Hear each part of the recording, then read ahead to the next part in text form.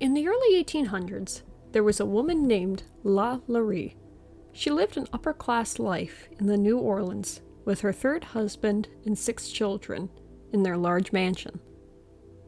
The family seemed sometimes unstable, as both LaLurine and her husband fought often. There was one other issue in the home. LaLurine was a slave owner. She had around 9 slaves, ranging from men, women, and children. Her crimes against these poor African slaves would leave even other slave owners around her disgusted by her actions, calling LaLurine the embodiment of the devil. This is the story of LaLurine and her poor African slaves who continue to suffer in the spirit world to this very day.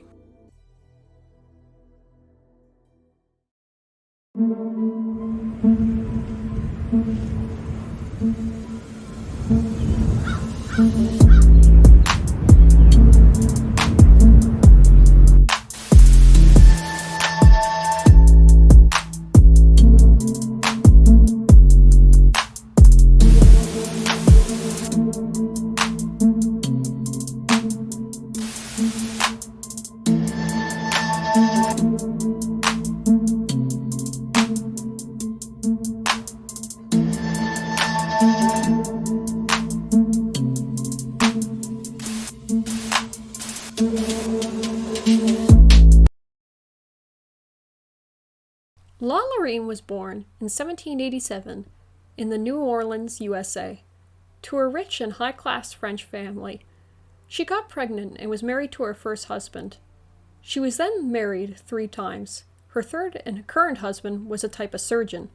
LaLurine also had 6 children. While with her third husband, LaLurine bought her infamous mansion on 1140 Royal Street in the New Orleans, where she owned multiple African slaves, both men, women, and children.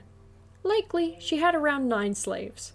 When it comes to African history and slavery, it is a very traumatic and gritty subject that still sparks pain in many African families who are still suffering from not only the knowledge of their ancestors' fates, but the racism and prejudice that these families continue to face rooting back to the times of slavery. African slaves suffered greatly throughout time. At the start of the slave trade, Africa would sell most of its population to Europeans for guns and tobacco. Men, women, and children were then separated and thrown on a boat, where they were sexually assaulted, whipped, tortured, and starved if they did not obey the captor's orders. When the ship crew felt they had one too many slaves on the ship, they would simply chain slaves together and throw them overboard. When the remaining Africans arrived to the Americas, they were sold like items to random white people to be slaves, never to see their friends or family again. Even at the start of slavery, Europeans knew what they were doing was morally wrong, proven by some of the protests from churches at the time. But Europeans did it anyway. During the early 1800s in New Orleans, a slave could be punished for rebelling or acting out against their white slave owners by being whipped or beaten. But there was a law slaves could not be punished in extremely violent ways, as this was considered abuse towards the slaves. Neighbors and visitors of the LaLurine mansion had different accounts relating to LaLurine's treatment of her slaves, some claiming she seemed to be an average slave owner, while others saying she was violent towards her black slaves. It has been said that if LaLurine caught her children being kind to the slaves, she would beat her children and the slaves mercilessly. There were multiple rumors about LaLurine and how she treated her slaves, which resulted in her getting a couple of warnings by authorities to treat her slaves better. However, one day in 1833, a neighbor saw a little slave girl named Leah jump to her death from the mansion window, breaking every bone in her body to avoid punishment from LaLurine, who was chasing her with a whip. One may ask what the little girl had done to warrant being whipped, and then to be chased out the window to her death. Allegedly, she had been brushing LaLurine's hair and accidentally pulled on LaLurine's hair with a brush harder than she meant to.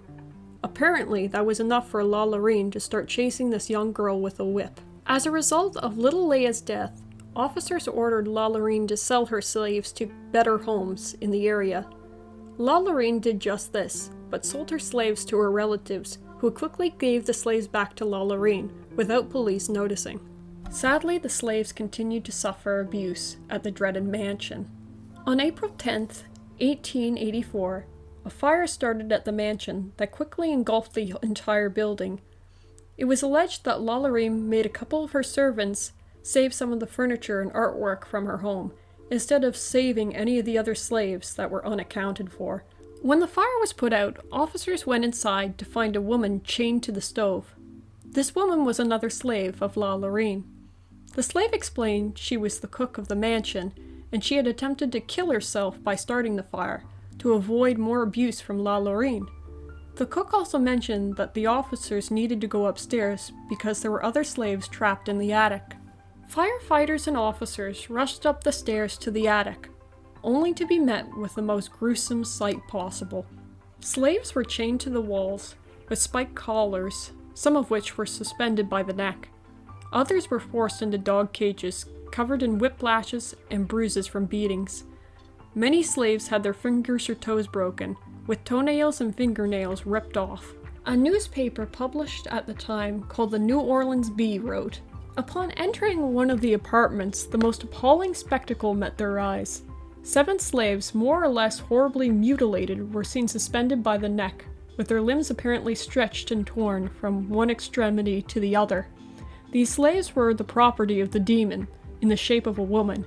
They had been confined by her for several months in this situation, from which they had thus providently been rescued and had been merely kept in existence to prolong their suffering and to make the taste of all the most refined cruelty could inflict." It's at this point in the story where accounts vary, and it's hard to tell of whether or not this is actual truth or if this was made up after many years. Accounts from some vary, and the slave's abuse was said to be even worse, as LaLurine and her surgeon husband had practiced their own sick and pointless surgeries on the poor people in their attic. One slave was reported to have every bone in their body broken, with each bone being forced into an unusual position to see the amount of pain a person could be in. Another slave was reported to have their head cracked open, leaving their brain exposed. LaLurine and her husband had shoved a spoon in the slave's head, as they had wanted to see what would happen to a living person if their brains were stirred. Yet another slave was dissected alive, their organs in front of them in a bucket.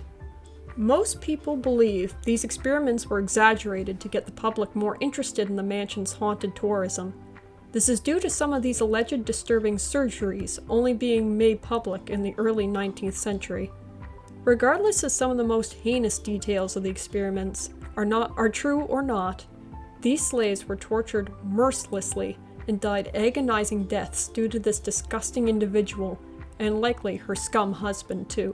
It does not matter whether or not the more disturbing details are true.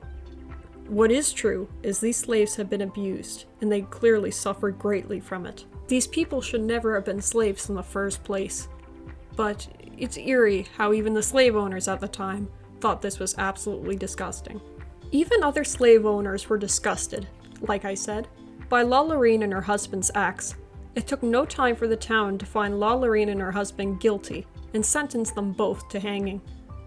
Somehow, LaLurine and her husband escaped the day of the scheduled hanging by horse-drawn carriage to the city docks. Lurine likely went to France to see her relatives. Years later, a grave was found under her name, but no one knows for sure if this grave was actually hers. LaLurine was never seen or heard from again. Townsfolk and police investigated the mansion further and found more bodies buried behind the building, likely being more slaves the couple had killed. Time passed, and years later the mansion was turned into a fancy hotel, which is still around to this very day. The hotel is notorious for their alleged unembodied voices and footsteps of the poor slaves that were tortured by LaLurine, still affected by their abusers' acts after death. The hotel has embraced its haunted reputation and hosts scary tours to tourists, educating them of some of the history of LaLurine and her poor victims that suffered because of her.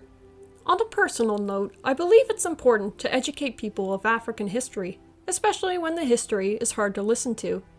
When it comes to the subject of ghosts and whether or not the mansion is haunted, everyone has their own opinions. My issue with the LaLurine mansion/hotel is the fact they sometimes decorate the area with cheap, gory Halloween decorations of detached feet and brains Real slaves died in that house. I don't think this should be taken lightly, even if it was long ago. But that's my personal opinion. The LaLurine mansion still stands, and to those who are morbidly interested, you can visit the place of death of LaLurine's tortured slaves on 1140 Royal Street in the New Orleans. Maybe after COVID. Maybe.